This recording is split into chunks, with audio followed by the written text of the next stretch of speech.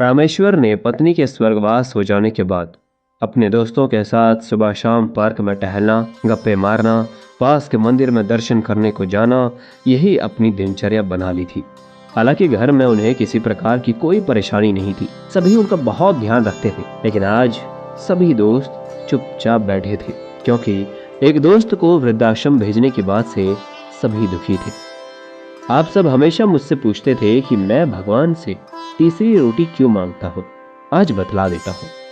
कमल ने पूछा, क्या बहू तुम्हें सिर्फ 3 रोटी ही देती है? नहीं यार, ऐसी कोई बात नहीं है। बहू बहुत अच्छी है। असल में रोटी 4 प्रकार की होती है। पहली, सबसे स्वादिष्ट रोटी माँ की ममता और वात्सल्य से भरी हुई, जिसमें पेट तो भरता है पर मन कभी नहीं भरता। एक दोस्त ने कहा, 16 आने सच, पर शादी के बाद माँ की रोटी कम ही मिलती है। उन्होंने आगे कहा, हाँ वही तो बात है।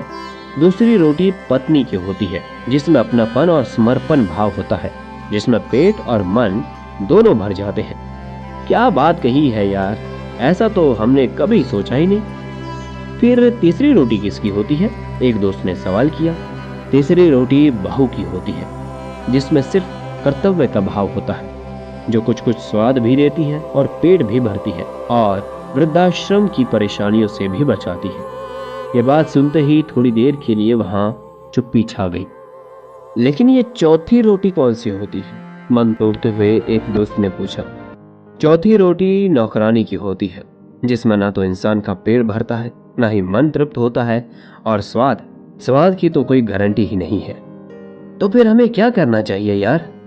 माँ की हमेशा पूजा करो, पत्नी को सबसे अच्छा दोस्त बनाकर जीवन जियो, बहू को अपनी बेटी समझो और छोटी मोटी गलतियां नजरअंदाज कर दो। बहू खुश रहेगी तो बेटा भी आपका ध्यान रखेगा, और यदि हालत चौथी रोटी तक ले ही आए तो भगवान का शुक्र करो कि उसने हमें जिंदा रखा हुआ है। अब स्वाद पर ध्यान मत दो, केवल जीवन जीने की चाह में वक्त गुजार दो। तो दोस्तों, मुझे उम्मीद है कि आपको ये कहानी पसंद आई होगी, और इसी तरह की कहानियां सुनने के लिए आप हमारे podcast channel listen voice of books पर सुन सकते हैं। इस चैनल का एक्सेस आपको JioSaavn, Gaana.com, Amazon Music और Spotify जैसे ऐप प्लेटफॉर्म पर भी मिल जाएगा। आपको बस सर्च बटन पर listen voice of books search करना होगा।